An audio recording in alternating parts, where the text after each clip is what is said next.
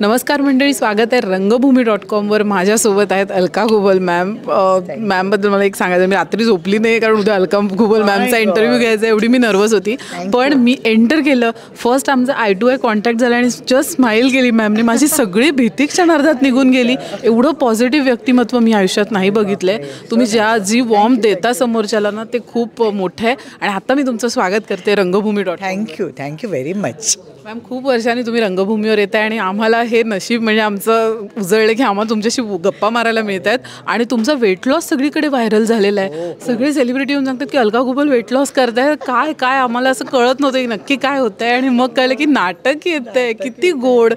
काय अनुभव आहे मॅम? मी त्या सगळ्या मैत्रिणींचे आणि मित्रांचे आभार मानेन की मी हे नाटक करते एवढ्या वर्षांनी, म्हणून त्यांनी स्वतःहून बऱ्याच जणांनी ह्या रिॲक्शन्स पाठवल्या, बाईट्स पाठवले, जे इंस्टाग्रामवर लोड होत आहेत, सगळं होत आहे. मला कौतुक वाटतं की कसं असतं इंडस्ट्रीतही, म्हणजे आमची किती एकी आणि ही मैत्री आहे. हे सगळं पॉझिटिव्ह होतं आम्ही त्यावेळी.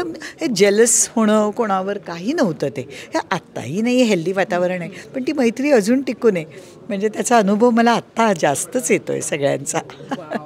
येस मॅम, टीम बॉन्डिंग कसं आहे? म्हणजे मला दिसतंय, प्रेक्षकांना एक सांगा ना की खरंच खूप सुंदर टीम जुळून आली. खूप छान. म्हणजे आमचा अभिषेक तर त्यांनी आई कुठे काय करते 5 वर्ष हा शो केला.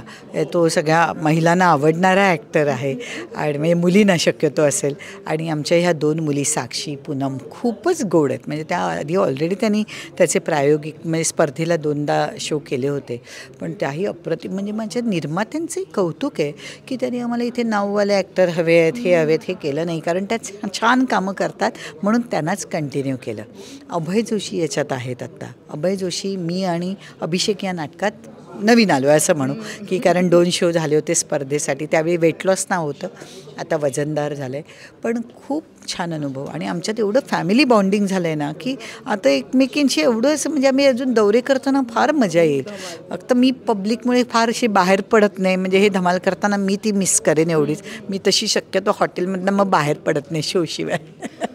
नक्कीच. आणि शरद उपाध्याय सरांचा मी तुमचा इंटरव्ह्यू बघितलेला. मला आठवतं की ते तुम्हाला म्हणालेले की कसं तुला रडवे कसे दिलेत रोल लोकांनी, तू तर म्हणजे तू कॉमेडी, तू विनोदी केल्या पाहिजेत भूमिका. आणि आज मला खूप आनंद होतो. माझी आई तेच म्हणाली, फायनली विनोदी भूमिका करतायत अलकाताई. खूप बरं वाटलं. तेही तुमच्या भूमिका त्याही एन्जॉय केल्या आहेत. म्हणजे खेड्यापाड्यातून तुम्ही किस्से. बघ, व्यवसाय आहे, आम्ही करत राहिलो. त्यावेळी काही चॉईसही नव्हता. काम करायचं आहे, सेट व्हायचं आहे, आपल्याला काम करत राहावं. नेमका माहेरची साडी चालल्यामुळे 30 लाट आली. 15 वर्ष करत राहिली, कारण आपली स्वप्न असतात, मोठमोठी घरं व्हावीत, गाड्या याव्यात, ती त्यातनंच पूर्ण होतात त्या व्यवसायातून. त्यामुळे रडवूबाईची लाट. पण मी हे जपलं की switch on and switch off. पडद्याच्या मागे किंवा शॉर्ट संपल्यावर आहे ते आयुष्य जगायचं. म्हणजे उगाच तिथे रडारडी आणि मला अजिबात आवडते. म्हणजे मी वैयक्तिक अजिबात अशी नाही आहे, रडणाऱ्यालाही मी चांगली हे करते. म्हणजे पण आता तिथे काम होतं माझं म्हणून केलं. पण हे नाटक करताना मजा आली. पण अशोक सराफ, लक्ष्मीकांत बेर्डे, विजय चव्हाण, प्रशांत दामले हे सगळ्यांबरोबर कामं केली आहेत. त्यामुळे ना तो अनुभव वेगळा होता. म्हणजे टायमिंग काय असतं. भरतबरोबर काम केलं आहे, सिद्धार्थबरोबर केलं आहे, अंकुशबरोबर केलं आहे, या सगळ्यांबरोबर आत्ताही कामं करते. केदारचे सिनेमे केले आहेत, श्रीनिवास भणगेंचे कॉमेडी सिनेमे केले आहेत. ह्या लोकांबरोबर खूप शिकायला मिळालं. कुमार सोनींबरोबर, कमाल माझ्या बायकोची म्हणा, धरलं त्या चावते म्हणा, लक्षा अशोक असताना, दिलीप प्रभावळकर सगळे होते.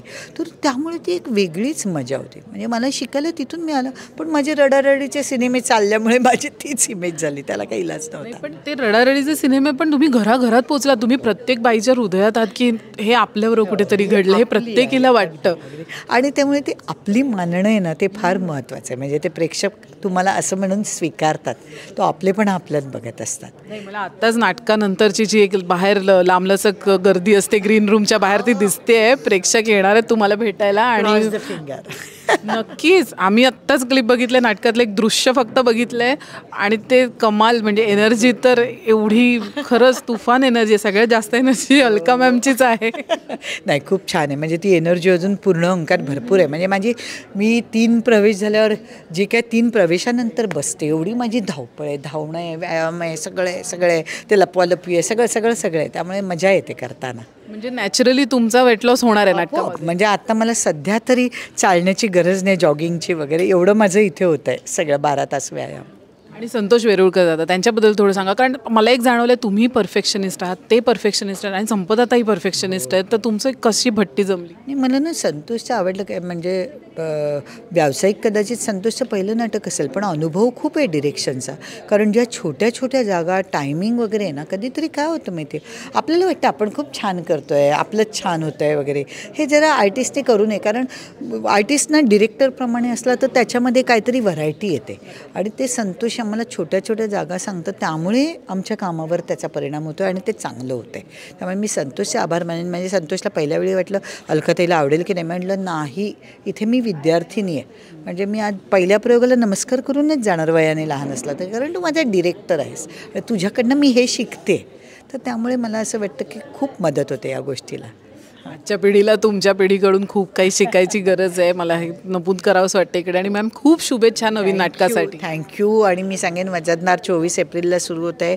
संपूर्ण महाराष्ट्रात प्रयोग होणार आहेत. आम्हाला इंट्युएशन आहे की खूप हिट जाणार आहे, पण स्वामींचा आशीर्वाद, परमेश्वराचा आशीर्वाद आहे, पण प्रेक्षकांचाही आशीर्वाद असणं महत्त्वाचं आहे. सगळ्यांनी थिएटरपर्यंत पाहायला या. नक्की येणार आहेत, मी सांगते तुम्हाला, प्रतिनिधी म्हणून प्रेक्षकांचा नक्की येणार. खूप शुभेच्छा मॅम. थँक्यू, परत आलात.